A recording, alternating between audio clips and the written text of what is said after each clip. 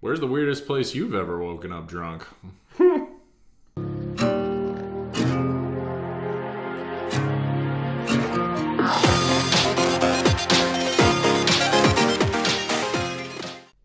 Welcome to Stuff You Need to Hear. Josh and Matt again. So this time we have a very interesting story, definitely worth mentioning. It's the dude who fell asleep in the cargo hold of a Boeing 737-800. Caught a free trip to Chicago out of it. The official tagline on this is inadvertently fell asleep, probably in the same sense that the captain of the Coast Concordia accidentally fell into a lifeboat. Now I know what you're thinking. Air pressure, temperature, right?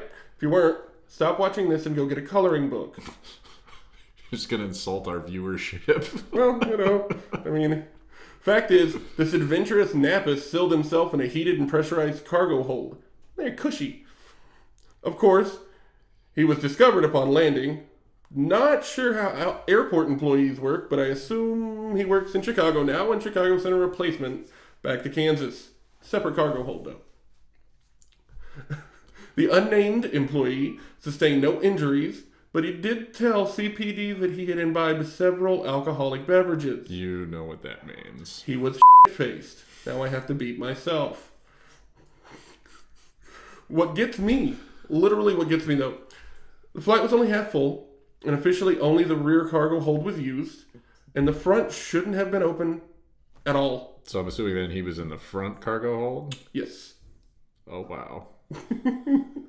So, my thoughts on this are there were at least 2 drunken people involved, and their very own "I love you, man" escalated into a "no you won't" or a "you ain't down" situation where it turns out our moron very down.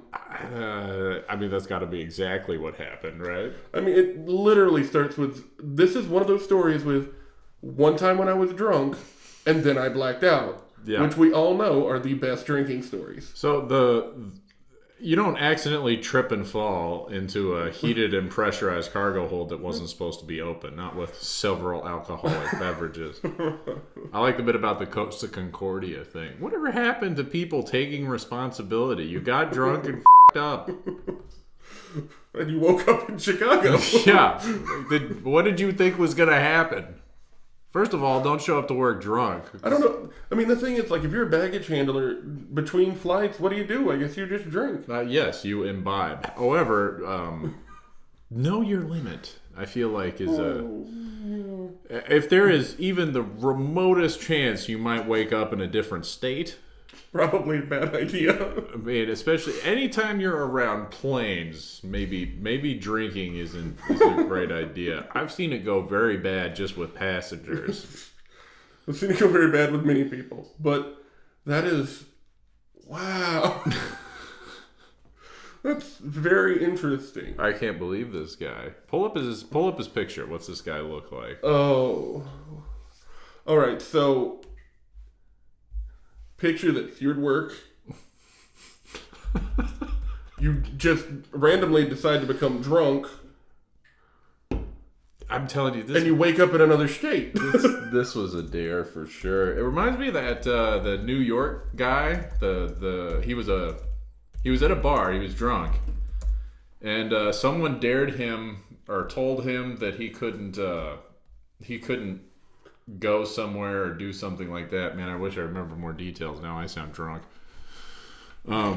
But what he did on a dare was he stole a plane and flew it from Manhattan to another part of New York and then flew it back. Drunk as hell. And he lived through all this. Prohibition kind of starts to make sense after you read enough of these stories. It's just interesting to me how alcohol is legal and other substances aren't. To my knowledge, I've never heard of a dude get stoned and fall asleep in a... No, stoned people don't do things. It just sits there. Stoned people are very relaxed. They don't start fights. They don't steal things. They don't fall asleep in passenger compartments.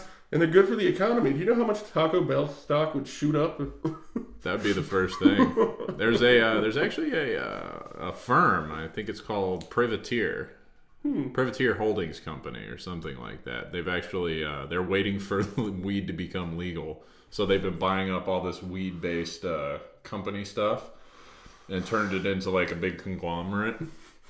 They're just, as soon as that day hits, they're billionaires. As soon as we get Charlie Sheen in the White House or Oprah Winfrey or somebody who doesn't give enough of a crap to do anything, It's true.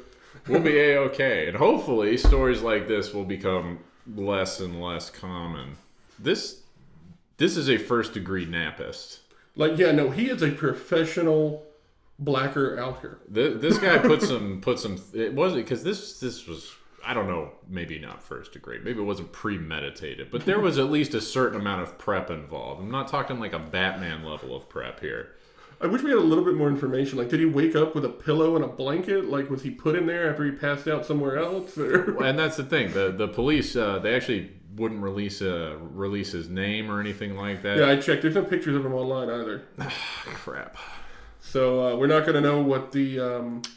We can only picture what he looks like, and we think he looks like this.